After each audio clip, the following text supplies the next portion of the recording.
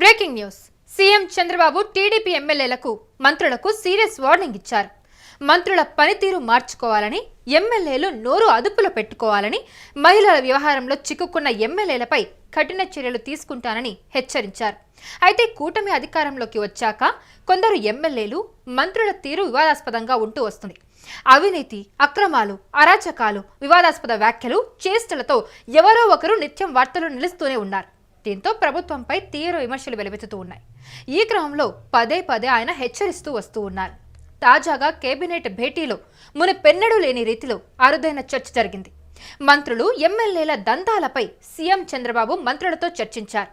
TDP ఎమ్మెల్యేల అసభ్య ప్రవర్తన, బూతులతో పాటు ఉద్యోగులపై దాడులు చేసిన ఘటనలపైన హీట్ ఎక్కింది. అయితే కొందరు ఎమ్మెల్యేల వ్యవహారం తలనొప్పిగా మారిందంటూ సీరియస్ అయ్యారు. గాడి తప్పుతున్న ఎమ్మెల్యేల విషయంలో ఇన్ఛార్జ్ మంత్రులు బాధ్యత తీసుకోవాలని ఆయన సూచించడం జరిగింది. అయితే Srisailam MLA Budda Rajasekhar Reddy forest department సిబ్బందిపై దాడి చేశారు.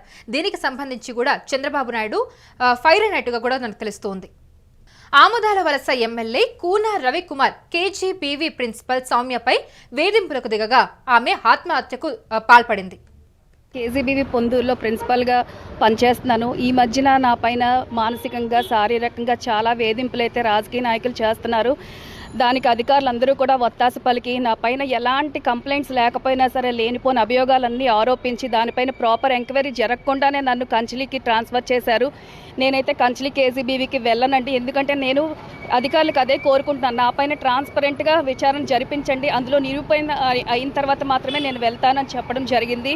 కానీ అధికారులు మాత్రం ఏకపక్షంగా వ్యవహరించి నా ప్లేస్లోకి ఇంకొకరిని బలవంతంగా తెచ్చి జాయిన్ అయ్యేటట్టు చేశారు. దీన్ని అందరూ కూడా ఖండించాలని కోరుకుంటున్నాను.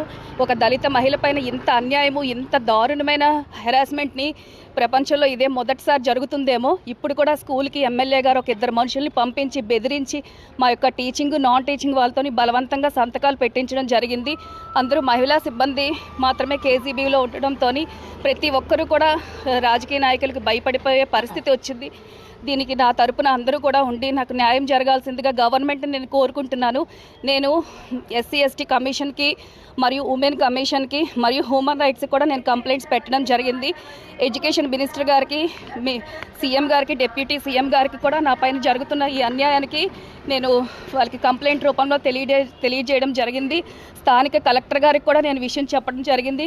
కానీ ప్రతి ఒక్క అధికారి కూడా ఎమ్మెల్యే గారు బెదిరిస్తుంటే అతను చెప్పిన మాటలకు మాత్రమే లొంగిపోయి నా పైన ఇంత అమానుషమైన కక్షపూరితమైన చర్యలు తీసుకుంటున్నారు. నాకు న్యాయం చేయాల్సిందిగా కోరుకుంటున్నాను.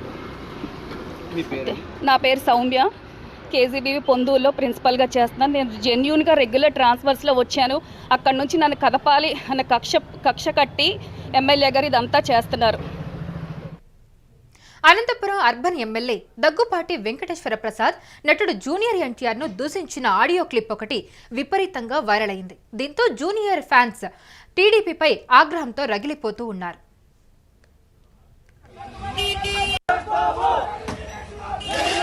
అందరికీ నమస్కారం. నా పేరు దగ్గుపాటి ప్రసాద్. నేను అనంతపురం అర్బన్ నియోజకవర్గానికి సంబంధించిన ఎమ్మెల్యేని.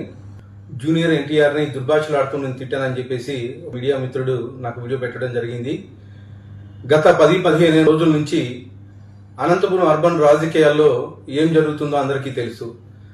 దాని కుట్రలో భాగంగానే ఈ వీడియో నన్ను గిట్టని వాళ్ళు, నాకు సరిపోని వాళ్ళు ఈ వీడియో పెట్టడం జరిగింది. నారా ఫ్యామిలీ అన్నా కానీ, నందమూరి ఫ్యామిలీ అన్నా కానీ చాలా అభిమానం. నేను చిన్నప్పటి నుంచి నందమూరి ఫ్యామిలీ అభిమానిగా పెరిగినోడిని. దీంట్లో ఎలాంటి వాస్తవాలు లేవు. ఖచ్చితంగా ఈ వీడియో కానీ, ఈ ఆడియో రికార్డు కానీ నాది కాదని చెప్పేసి తెలియజేసుకుంటాను.